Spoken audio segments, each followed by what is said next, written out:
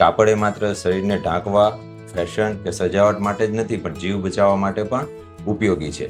જ્યારે textile engineering અને medical science બંને ભેગા થાય છે ને, ત્યારે મેડિકલ ટેક્સટાઇલ બને છે. અને મેડિકલ ટેક્સટાઇલ છે એ જીવ બચાવવા માટે ખૂબ જ ઉપયોગી વસ્તુ છે. મેડિકલ ટેક્સટાઇલ મુખ્યત્વે 4 ભાગમાં ગણવામાં આવે છે. એક બાહ્ય, જે નોન ઇમ્પ્લાન્ટેબલ હોય છે. એક આંતરિક, કે જે ઇમ્પ્લાન્ટેબલ હોય છે. બાહ્યમાં પાટા, બેન્ડેજ, આ ટાઈપના જે જાળીદાર કપડાઓ અને પ્યોર કોટનના જે જાળીદાર પટ્ટાઓ છે, એ બધાનો ઉપયોગ થાય છે. જે કોટન પણ બનાવવામાં આવે છે, જે ઘાવ ઉપર કે ત્યાં મૂકવામાં આવે છે, એ પણ ટેક્સટાઇલ પ્રોસેસથી બનાવવામાં આવે છે.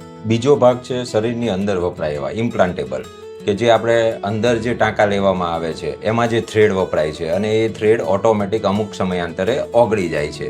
અમુક વેન કે અમુક વાલ્વમાં પણ ટેક્સટાઇલના રેસાવાળા કપડાઓ ઉપયોગ કરવામાં આવે છે. તો આ શરીરની અંદર ઉપયોગ થતી અમુક પ્રોડક્ટમાં પણ ટેક્સટાઇલ ખૂબ જ ઉપયોગી છે. ત્રીજો જે ડિપાર્ટમેન્ટ છે એ હાઇજીન ડિપાર્ટમેન્ટ છે. હાઇજીન ડિપાર્ટમેન્ટમાં ડૉક્ટરોના ગાઉન, કેપ, બેડશીટ, પેશન્ટ્સના ગાઉન, સેનેટરી નેપકિન, ડાયપર્સ, આ બધી જે વસ્તુ છે એ હાઇજીન પ્રોડક્ટમાં આવે છે. અને આ બધું પણ ટેક્સટાઇલ છે.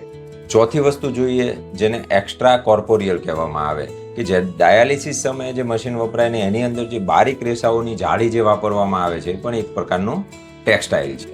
આ સેક્ટરમાં ક્વોલિટી કંટ્રોલ ખૂબ જ મુખ્ય ભાગ ભજવે છે. આ સેક્ટરમાં બનાવટ માટે કોઈ પણ જાતની ભૂલ સ્વીકારવામાં આવતી નથી. અહીં માત્ર ને માત્ર સેફટીને જ પ્રાધાન્ય આપવામાં આવે છે. તો જો તમે આ સેક્ટરમાં જવા વિચારતા હો, તો ઓનેસ્ટી અને ક્વોલિટી કંટ્રોલ 2 મુખ્ય વસ્તુઓ છે. આમાં સન્માન તમને ખૂબ જ મળશે, પણ કોઈ જગ્યાએ ક્વોલિટી કોમ્પ્રોમાઇઝ કે કોસ્ટ કટિંગની જગ્યા હોતી નથી. અહીં સસ્તાને નહીં પણ સેફટીને માનવામાં આવે છે. આજની ટેકનિકલ પ્રો ટીપ: મેડિકલ ટેક્સટાઇલમાં વપરાતું કાપડ બાયો કોમ્પેટિબલ હોવું જોઈએ, જે શરીરને નુકસાન કરતું હોવું જોઈએ નહીં. મેડિકલ ટેક્સટાઇલમાં કોટન, પોલિસ્ટર, નાયલોન અને આધુનિક ચિટોસન જેવા ફેબ્રિક કે જે કુદરતી રીતે બેક્ટેરિયા મારે છે, તેનો ઉપયોગ કરવામાં આવે છે. જો તમે મેન્યુફેક્ચરિંગ અને મેડિકલ ટેક્સટાઇલમાં જવા માંગો છો, તો આ બધી વસ્તુઓ સ્ટડી કરો અને મારી સાથે જોડાયેલા રહો. મને ફોલો કરો અને સબસ્ક્રાઇબ કરો. ધન્યવાદ.